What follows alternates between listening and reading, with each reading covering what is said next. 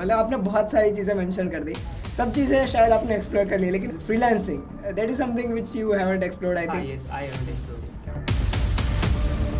गया था, वेकेशन होता है अपना, तो उसमें अब लोग यूएसडी में कमा रहे हैं पैसे, तो मतलब एक बहुत सही चीज़ लगी। फिर क्या हुआ कि पेरेंट्स बोल रहे थे कि भाई छोड़ दे फ्रीलांसिंग। इतनी तगड़ी प्रोफाइल होने पे आपको सीधा प्लेसमेंट मिल गया था या आपको भी डिफिकल्टीज फेस करनी पड़ी थी? उन्होंने वही बोला कि आप में कोई, आपके बच्चों में इतना टैलेंट नहीं है। रेज्यूमे में कोई डीप डाइव चले गए और उसकी वजह से मेरा राउंड बन नहीं रहा। एक चीज़ बोलना चाहता हूँ कि मन का हो तो अच्छा और ना हो तो और भी अच्छा, क्योंकि True. तब वो ईश्वर के मन। कॉन्ग्रेचुलेशन फॉर गेटिंग 2 ऑफर्स, मतलब लोगों को एक मिलते नहीं, आपको 2 मिल रहा है।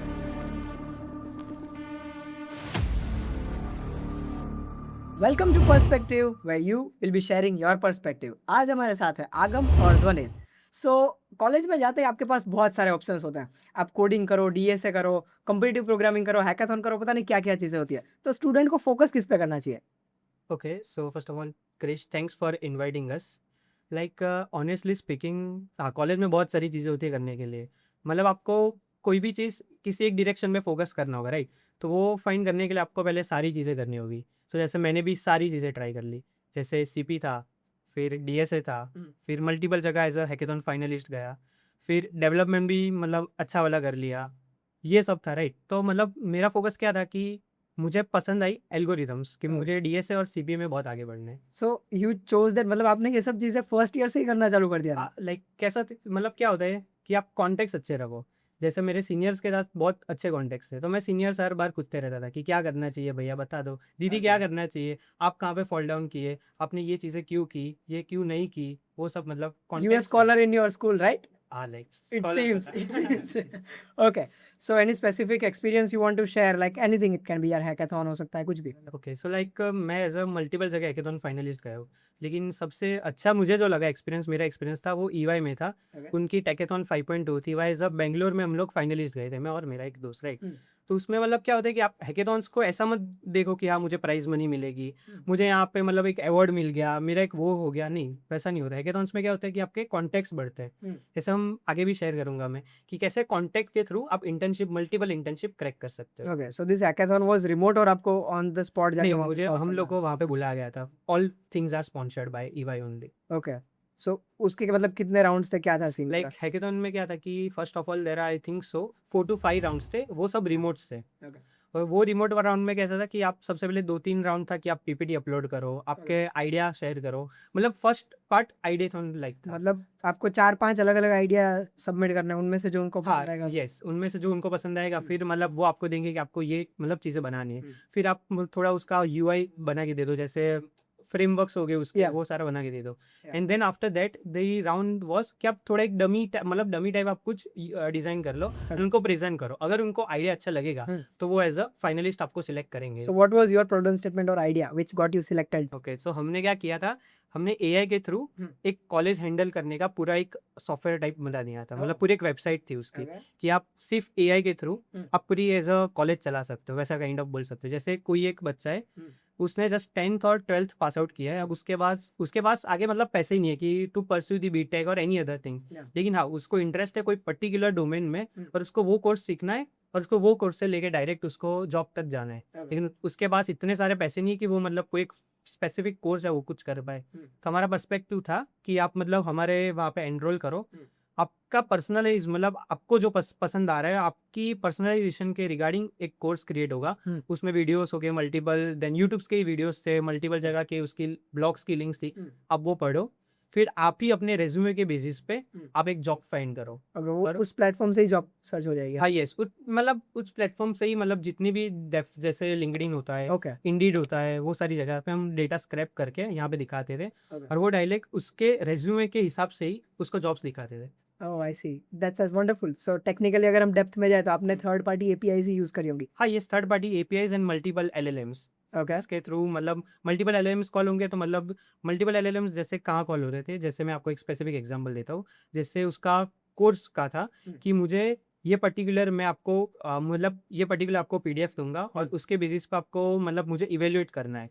तो वहाँ पे एलएलएम्स क्या करते हैं कि जैसे वो एक एलएलएम जाएगा वेब पे, दूसरा एलएलएम जाएगा वो जो पीडीएफ आपने अपलोड की, थर्ड एलएलएम जाएगा किसी और जगह से, और वो सारे एलएलएम्स एक दूसरे के साथ बात करते हैं, जिसे क्रू एआई बोलते हैं। Okay, I see, yes, yes, I have और वो एक्सप्लोर्ड दैट। हाँ यस, सो वो इसके बाद एक पूरा एक आप टेस्ट पेपर टाइप बोल एजेंटिक सकते फ्लो हो। आपने बनाया हाँ होगा ना, yes, multiple agentic flow, agents, multiple या एजेंट्स के थ्रू। it's worth exploring. यस। That's good. So this was about hackathon, and apart from this, you were involved in any college groups और ऐसा कुछ college club के आप कुछ थे क्या? हाँ मतलब कोड अड्डा एक कॉलेज क्लब था जो Okay. नेमा में है, तो लाइक हाँ उसमें मतलब कॉम्पिटिटिव कोडिंग के रिगार्डिंग वो पूरा क्लब था, तो मैं Okay. उसी में एनरोल था। आपने कॉम्पिटिटिव कोडिंग भी बहुत पढ़ा है, मतलब मैंने आपकी लिंक्डइन प्रोफाइल देखी थी, पता नहीं कितने सारे क्वेश्चंस आपने कर अरे रखे हैं। हाँ वो है कि कितने, मतलब रोज के कितने करते हैं आप? अपना थोड़ा रूटीन शेयर कीजिए जब आप वो अपने फिगरिंग आउट वाले फेज में थे। सुबह उठ के मैं उठता था, फिर मतलब जैसे an apple a day keeps वो होता है वो वाला डॉक्टर हो गया, डॉक्टर है। देन उस तो मेरा कोड था कि एक सीबी का प्रॉब्लम करो, उस हिसाब का उसके हिसाब की मतलब दिन की शुरुआत होगी, तो मैं उठता हुआ सीबी That's करता था, wonderful. फिर कॉलेज जाता था, फिर से सीबी करता था, उसी में पूरा सीबी खेलता रहता था। Dam, it is so hectic schedule. मतलब आपने बहुत सारी चीज़ें मेंशन कर दी, सब चीज़ें शायद आपने एक्सप्लोर कर ली, लेकिन one thing I am thinking of is freelancing. That is something which you haven't explored, I हाँ think. Yes, I haven't explored it. Yes, so Krish, I explored freelancing okay, and actually उसमें क्या हुआ था कि 7th same के ending में हमारे एक सीनियर ने लिंक्डइन पे मुझे डीएम किया कि Okay. हम लोग कॉम्प्लेक्स इंजीनियरिंग डायग्राम्स को हमारे कस्टम मॉडल में ट्रेन करवाना चाहते हैं, तो उसके लिए हमको डेटा सेट एनोटेटर चाहिए। तो पहले तो मैं स्टार्टिंग में शॉक हो गया क्योंकि ऐसे मार्केट में कोई सामने से आ रहा है अपॉर्चुनिटी लेके, Yes. तो वो बहुत ही ऐसे मतलब शॉकिंग सा लगा। और फिर मैंने उनसे कॉल शेड्यूल करवाई कि हाँ भैया बताओ क्या क्या करना है इसमें। उन्होंने समझाया कि ये सॉफ्टवेयर है और ऐसे गाइडलाइंस है, तो हमें इसके हिसाब से डेटा सेट को लेबल करना है और फिर उसको मॉडल ट्रेन करने के लिए भेज देना है। तो स्टार्टिंग में तो ये काफ़ी ओवरवेलमिंग लगा क्योंकि उसमें क्या था, वो जो डेटा सेट थे वो कोई नॉर्मल डेटा सेट नहीं थे, ठीक है। वो यूएस गवर्नमेंट के क्लासिफाइड डॉक्यूमेंट्स थे या फिर जो यूएस के टॉप कंस्ट्रक्शन कंपनीज होते हैं उनके पूरे साइट प्लान्स थे। तो उसमें इतना सारा डेटा और डिटेल होते हैं कि मतलब स्टार्टिंग में तो लग रहा था कि कैसे होगा, लेकिन फिर मेंटर और जो टीम थी वो काफ़ी अच्छी थी, तो फिर सपोर्ट उनसे अच्छा मिला और फिर मतलब अच्छे से सब स्मूथली चलने लगा। और मेन बात ये थी कि तब दिसंबर था, ठीक है, तब वेकेशन होता है अपना, तो उसमें अब लोग यूएसडी में कमा रहे हैं पैसे, तो मतलब एक बहुत सही चीज़ लगी। फिर क्या हुआ कि जनवरी में जॉब चालू हो गई, ठीक है। अभी फुल टाइम जॉब के साथ आप फ्रीलांसिंग कर रहे हो, यानी कि आप 12-13 घंटे ऐसे ही दे रहे हो, 8 घंटे वहाँ पे और 3-4 Yes. घंटे यहाँ पे। तो उसमें क्या हुआ कि फिर मेरी स्लीप साइकिल पूरी डिस्टर्ब हो गई क्योंकि रोज़ 3-3 बजे सोता था, और फिर मतलब उसके वजह से हेल्थ पे भी टोल आने लगा। फिर पेरेंट्स बोल रहे थे कि भाई छोड़ दे फ्रीलांसिंग, क्योंकि पैसे तो आ रहे हैं पर हाँ लेकिन वही, हेल्थ को कॉम्प्रोमाइज़ नहीं कर सकते, ट्रू तो ट्रू। फिर मुझे अनफॉर्चुनेटली छोड़ना पड़ा। Oh I see, so this was on like training AI models, right? Yes कि आपको यस एआई मॉडल ट्रेन करना है, फॉर एग्जांपल यस। अभी जैसे चैट जीपीटी है वैसे कोई और यूएस का मॉडल होगा। हाँ, ओके ओके। तो उसमें क्या है, ये नोमिक एआई करके वो कंपनी थी, उसके ईडी और इंजीनियरिंग सिविल इंजीनियरिंग के जितने भी डोमेन है उसमें वो फर्स्ट है, मतलब वो सबसे कैन अच्छी कंपनी जूनियर्स है। Apply doing this? मतलब इसका कुछ रजिस्ट्रेशन फॉर्म ऐसा होता है नहीं, या फिर सीनियर ने मेरे रेफरल को से? रीच आउट किया था। अच्छा, ऐसे आप नॉर्मली अप्लाई नहीं कर सकते? नहीं नहीं, वो आपके कॉन्टैक्ट्स होने चाहिए, मतलब oh, there are lot of other experience. Platforms as well जहाँ पे आप रजिस्टर करके भी कर सकते हो, right? Yes. Yeah cool, this stuff are interesting and both of you did really very well. So आप दोनों की प्रोफाइल तो बहुत ही तगड़ी थी, so let's move towards the placement season.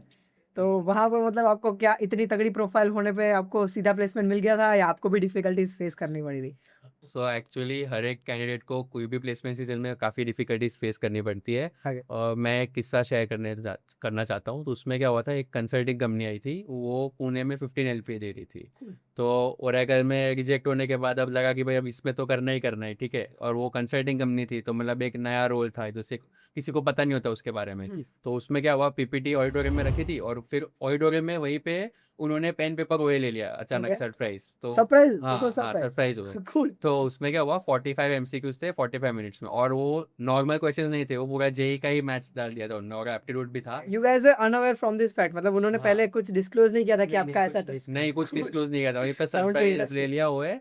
और फिर 200 लोग बैठे थे, और इसमें क्या कंसल्टिंग कंपनी थी, तो सीएससी से लेके सिविल तक हर बंदा बैठ सकता है क्योंकि इसमें सीएससी का इतना कुछ होता नहीं है। या तो फिर 200 लोग बैठे थे। अभी फिर ओए का रिजल्ट आए, तो उसमें सिर्फ 16 लोग को ही नेक्स्ट राउंड में डाला, और लकीली मैं ओए में वो सेकंड आया था उसमें। Cool. तो मैं कॉन्फिडेंस आ गया कि भाई अब इसमें सेकंड है, अब तो फूड नहीं है दूसरे दिन। तो फिर नेक्स्ट दिन इंटरव्यू शेड्यूल हुआ, वो कंसल्टिंग कंपनी, ठीक है। तो उसका क्या था कि 20 पेज की पूरी प्रेजेंटेशन उन्होंने दी हमको। ओके ये फूड डिलीवरी कंपनी है, इसका ऐसे ऐसे स्ट्रक्चर है, ऐसे ऐसे रेवेन्यू जनरेट करती है। और हमको फिर उसके बाद 6 क्वेश्चन आंसर करने थे, सब कुछ रिटर्न, ठीक है। ओके, वो तो पीपीटी में से?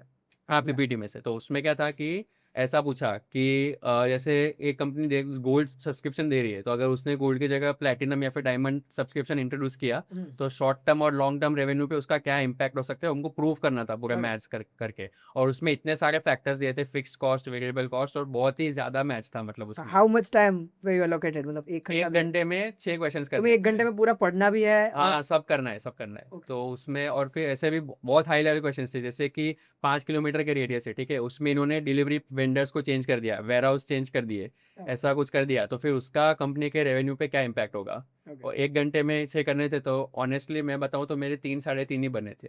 और फिर लगभग सबके उतने ही हाँ, हुए उतने ही होंगे, हुए मतलब बहुत होंगे। एनालिसिस हाँ, करना वही पड़ता है। बहुत करना पड़ता है। Yeah. तो उसके बाद क्या हुआ कि इसका इंटरव्यू हुआ, तो मुझे लगा कि जो 3 साढ़े 3 क्वेश्चंस मेरे से बने हैं उनके बारे में पूछ लेंगे ये लोग। Okay. लेकिन इन लोगों ने कुछ अलग किया। इन लोगों ने क्या किया कि जो 2 ढाई क्वेश्चन नहीं बने थे उनको इंटरव्यू में लाइव सॉल्व करवाया। Okay. और फिर जो इंटरव्यू इट था, एक्चुअली मेक्स सेंस, मतलब वो तो आपने कर लिया सॉल्व, तो अब ये हाँ, आपका ये सवाल। वही, हाँ। तो इंटरव्यूअर जो था वो ऐसे लाइव मेरे से पूछ रहा था कि क्या ये आपका डिसीजन सही है, क्या इसकी जगह ऐसे नहीं कर Okay. सकते, आप सही जा रहे हो। मैंने वैसे मेरा कॉन्फिडेंस टेस्ट कर रहा था, स्ट्रेस Yeah. टेस्टिंग एकदम कर रहा था कि भाई बंदा प्रेशर में कैसे परफॉर्म कर पा रहा है। मैंने मतलब मेरा फिर भी वो राउंड अच्छा गया, मैंने जैसे जैसे संभाल लिया। उसमें 16 में से सारे के सारे सिलेक्ट हो गए थे या? नहीं, 16 में से फिर ऐसा क्यों, मैं बताता हूँ लास्ट में क्या हुआ। कि सुबह 8 बजे बुलाया था उन लोगों ने, और फिर 4 बजे तक हम लोग सब वेट कर रहे थे सारे राउंड होने के बाद कि चलो कोई हो जाए, अब हो जाए। लेकिन फिर कंपनी ने अचानक मेल किया कि हम लोग किसी को भी हायर नहीं कर रहे। मतलब वो फाइनल वाला राउंड किसी का हुआ ही नहीं या हुआ? हुआ फाइनल राउंड, लेकिन वो फिर फाइनल राउंड तक पहुंचे कितने लोग? फाइनल 16 में से? 2 लोग ही पहुंचे उसमें।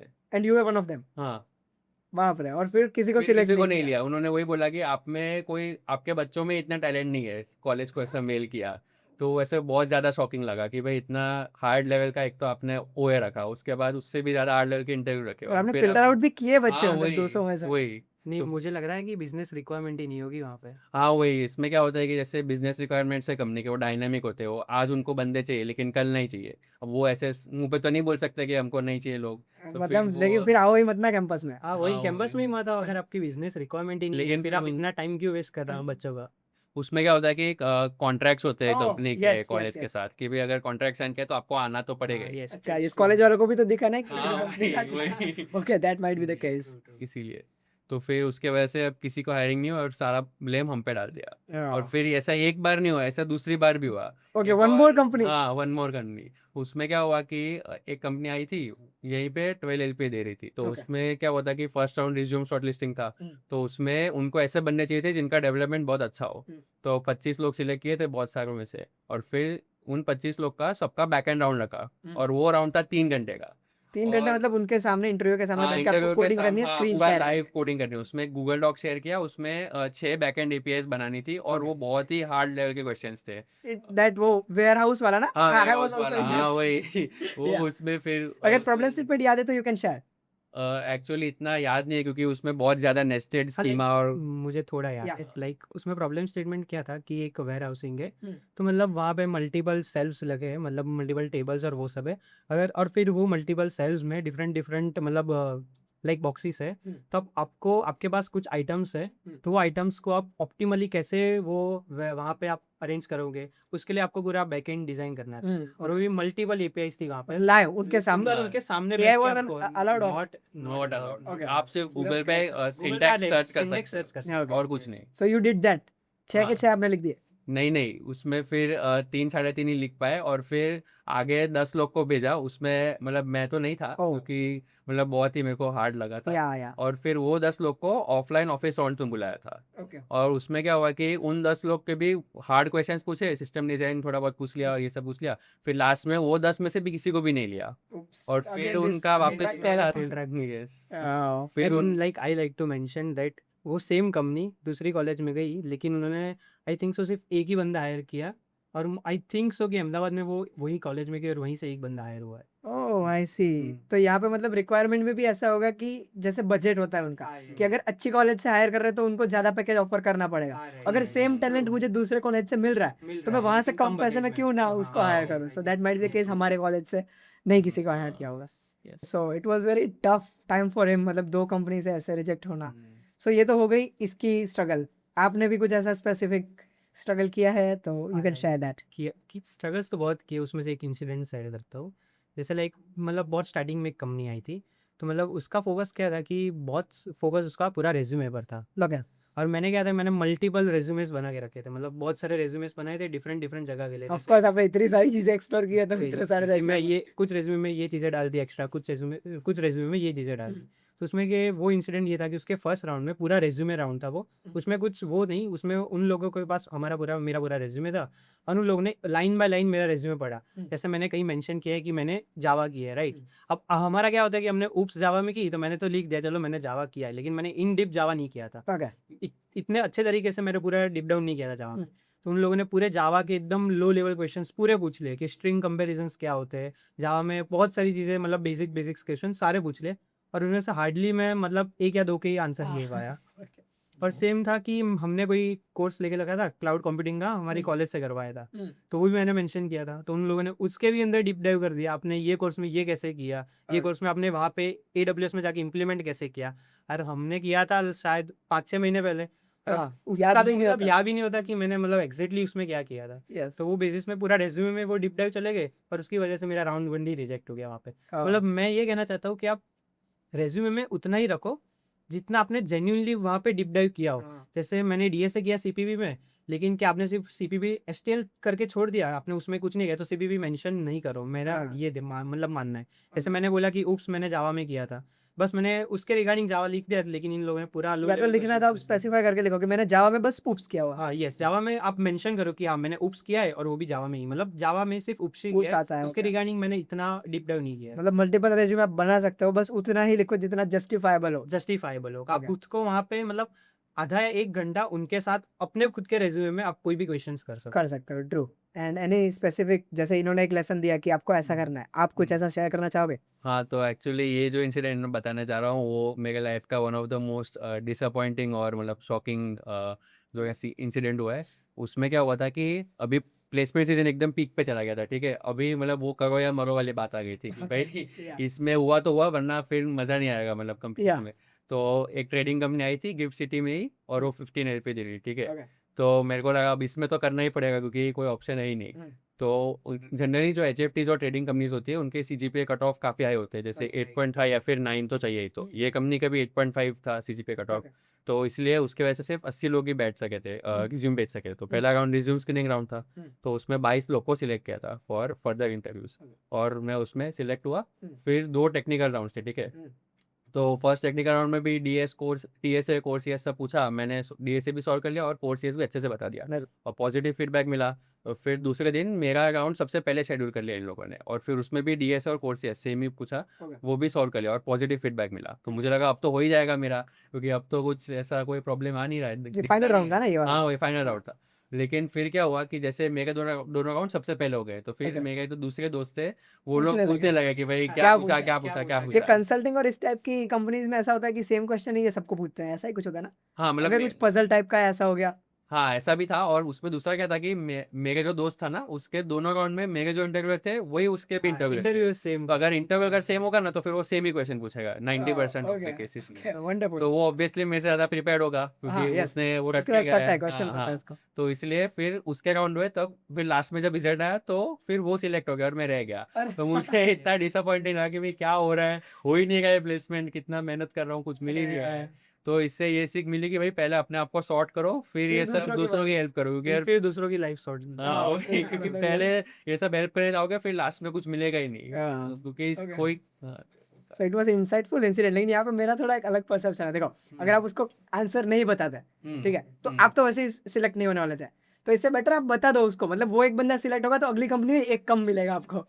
लेकिन फिर कब तक ऐसा चलेगा हम कब होंगे आपकी क्या है राय है यहाँ पे? हाँ लाइक मतलब मेरा तो ये है कि चलो बताओ लेकिन पूरा मत बताओ, सब कुछ मत सो यहाँ पे बताओ। तीनों के अलग अलग पॉइंट्स हैं, आप अपने पॉइंट्स कमेंट में डिस्कस कर सकते हो कि कौन सा ज्यादा फिजिबल है। मतलब जॉब पाने के लिए कितने पापड़ बेलने पड़ते हैं, आई कैन अंडरस्टैंड। सो अब आते हैं क्लाइमैक्स पे। मतलब अब आपको कहाँ पे जॉब लगी और क्या आपने पिछले पूरे इंसिडेंट से क्या क्या आपने सीखा? Okay, so like currently I'm working as a backend intern at Zanskar Securities at the Gandhinagar Gift City only. So like मेरा एक्सपीरियंस था कि मतलब ये एट द एंड कहना चाहूँगा कि आपको मतलब कोई भी एक अपॉर्चुनिटी मिले, भले वो अपॉर्चुनिटी इतनी छोटी हो कि मतलब आपको मतलब उसमें कुछ पेड नहीं है, मतलब आप इंटर्नशिप कर रहे हो लेकिन वो अनपेड है, you are talking about summer internship. हाँ, yes, summer internship, yes yes. जैसे मैंने समर इंटर्नशिप की थी अनपेड एक कंपनी में, मतलब ऐसे ही मतलब मैंने की थी। वहाँ पे मैं मतलब इतना एक्टिव नहीं था, लेकिन बहुत मतलब पीछे पीछे के दिन मैं थोड़ा बहुत गया, थोड़ा बहुत उनसे सीखा, और वो भी मेरे ट्रेडिंग के रिगार्डिंग की थी। और उन लोगों ने जो भी मुझे टर्म्स सीखा है कि मतलब ट्रेडिंग में कैसे होता है, कैसे इंडिकेटर्स सब वगैरह वगैरह वर्क करते हैं, वही मेरे, जैसे मैं अभी जंस्कार सिक्योरिटीज में वर्क कर रहा हूँ, वो भी एज ए ट्रेडिंग की कंपनी है। तो उसके मैनेजरियल राउंड में मुझे ऑलमोस्ट सिमिलर क्वेश्चंस थे कि आप एक ट्रेडिंग सिमुलेटर डिजाइन कर लो। और मतलब मेरा सेकंड राउंड पूरा सिस्टम डिजाइन टाइप था। तो उन लोगों ने मुझे जितनी भी ट्रेडिंग का पूछा था, वो अभी आप अगर आप मैं अभी ट्रेडिंग का करना, मतलब पहले मुझे पता भी नहीं होता कि लाइक मुझे ट्रेडिंग का तो नहीं कर क्वेश्चंस पाया, आने वाला है, राइट। लेकिन मैंने प्रीवियस इंटर्नशिप ट्रेडिंग भले ही 4-5 दिन के लिए। भले 4-5 दिन के लिए की, और वो अनपेड थी, लेकिन हाँ उससे बहुत सीखने को मिला, और मैं अभी मतलब ये offer fine. Never say no to any opportunity. Yes yes, true. Okay, and what about you? So actually, I was very fortunate to receive 2 on-campus offers, and I was the only person in the college to receive the same. Actually, पहला जो offer मिला वो था MAQ software का, और वो 9 LPA दे रही थी नोएडा में। तो ऑब्वियसली नोएडा एक महंगा शहर है, वहाँ पे 9 LPA मतलब यहाँ का 5 to 6 LPA जितना हुआ basically. Your home town is here? हाँ, yes, I am a local ad only. हाँ, और दूसरी थी एस्टाउन डिजिटल, जहाँ पे अभी मैं काम करता हूँ, वो 8 LPA ले रही थी, और होम टाउन में ही था। तो मेरे को, और मेरे घर से बहुत नज़दीक है, तो कोई कम्यूट का टाइम नहीं है, और फिर अच्छे से सब सेट ही है मतलब। और दूसरा क्या था कि वहाँ पे MAQ में डेटा माइग्रेशन और डेटा एनालिस्ट का रोल था, जो मुझे इतना कन्विंसिंग लगा नहीं मतलब पहले, टू बी ऑनेस्ट। लेकिन यहाँ पे जो रोल है वो मेरा सेल्सफोर्स डेवलपर का है। तो इसमें क्या है कि टेक्निकल और कंसल्टिंग दोनों माइंडसेट आपका चाहिए, और ये एक नीश पूरा इकोसिस्टम है, तो इसमें मतलब स्टेबिलिटी ज़्यादा होती है, और सीखने का भी बहुत कुछ है। तो ऑब्वियसली मैंने एस्टाउन को चूज किया, और I don't regret my decision. Yeah that's wonderful, and first of all congratulations for getting 2 offers. मतलब लोगों को एक मिलते नहीं, आपको 2 मिल रहा है। एंड डिसीजन मेकिंग का भी, यस आई कैन अंडरस्टैंड, मतलब एक फैक्टर तो रहता ही है वो खर्चे का। मतलब अगर आप बाहर के सिटी में जाते हो तो रहने खाने वहाँ पे तो कॉस्ट बढ़ने कॉस्ट बढ़ेगा, और रोल का भी एक हो गया, तो वो इट इज वेरी वंडरफुल। मतलब इतनी सारी हार्डवर्क, इतनी मेहनत के बाद फाइनली हमको पे ऑफ मिलता तो है। अब मिलता तो है, वो तो कंफर्म है। मतलब अगर ऊपर वाले ने कुछ डिसाइड किया है, यस, तो वो आपको मिलके ही रहेगा। आप मतलब कितने भी लूपहोल्स में भले फंस ना जाओ, वहाँ पे हाँ। टूट ना जाओ, लेकिन आपको मतलब मिलेगा सही मिलेगा। Yes yes yes. मैं भी एक चीज़ बोलना चाहता हूँ कि मन का हो तो अच्छा, और ना हो तो और भी अच्छा, क्योंकि तब वो ईश्वर के मन का होता है। अरे क्या बात, true true.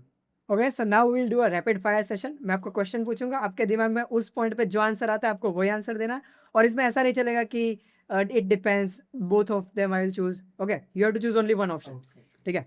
So first question, आप क्या प्रेफर करोगे? ओरिजिनल रेज्यूमे जहाँ पे आपको कॉल आने में महीनों तक वेट करना पड़ेगा, या फिर ऐसा रेज्यूमे जहाँ पे आपने बहुत सारी चीजें लिख दी है लेकिन इंटरव्यू में जाके आपको बेइज्जती करवानी पड़ेगी? नहीं, ओरिजिनल रेज्यूमे है जहाँ पे आपने मतलब इतना ही मेंशन किया है कि जितना आपको आता है।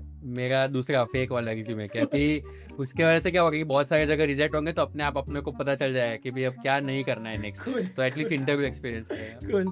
दूसरा क्वेश्चन, ओके, सो आपके दोस्तों को इंटरव्यू क्वेश्चंस बता देना, क्या ये सच्ची दोस्ती है या फिर अपने ही पैर पे कुल्हाड़ी मारना? मेरे लिए तो मतलब सच्ची दोस्ती है। अपने पैर पर कुल्हाड़ी। मेरा का आंसर बहुत डिफिकल्ट है। ओके, सो अब हमारा सिग्नेचर क्वेश्चन, CSE बहुत सारे बच्चे ये सोच के रहते हैं कि यहाँ पे तो बहुत अच्छा पैकेज मिलता है, तो क्या आपने पैकेज के लिए ये लिया था या फिर कोडिंग आपका पैशन था? नहीं, मैंने मतलब सीनियर्स को देखा है कि उनके पैकेज इतने हाई लग रहे हैं, तो मैंने मतलब पहले मेरा फोकस था कि यार चलो पैकेज बहुत ज़्यादा मिल रहा है, इसलिए CSE लेना है, लेकिन बाद में जाके इंटरेस्ट आया। सो इनिशियली आपने पैकेज के लिए लिया, बट बाद में पैशन बन गया। पैशन बन गया वो। मेरा ऐसा सीन था कि दूसरे जो ब्रांचेस होते हैं, ठीक है, CSE के अलावा, उनमें आपको फैक्ट्रीज में जाना पड़ता है, आपके साइट में काम करना पड़ता है, तो फिर वो बहुत खराब लोकेशंस होते हैं फैक्ट्रीज जहाँ पे। तो मैंने सोचा उससे अच्छा ऑफिस में लैपटॉप पे इसी में बैठ के काम करो। पैशन तो फिर भी नहीं था। वही बाद में बन गया पर। Cool. It was so wonderful talking with you. Thank you so much for sharing your perspective. Thank you for inviting us. India में तो अदानी का बहुत ज़्यादा बहुत दबदबा है, इसलिए रिलेटिव्स को बोले अदानी में हो गया वैसे तो वो- वो अदानी में हो गया। वही है, साथ वही। 6 महीने ख़त्म नहीं होगे उससे पहले आपके हाथ में PPO होगा। काफ़ी लोगों को जॉब में ऐसा होता है कि ले ऑफ, मेरा इंटर्नशिप में ले ऑफ हुआ। सर मारो नेचुरल कैरेक्टर बाहर आया। भाई समय रहना जो पॉडकास्ट है जैसे गाड़ो तो बीजी में कंपनी नाम नहीं लेता बेमानी का। BGR क्रिस है नो नेचुरल कह रहे हैं। Sorry.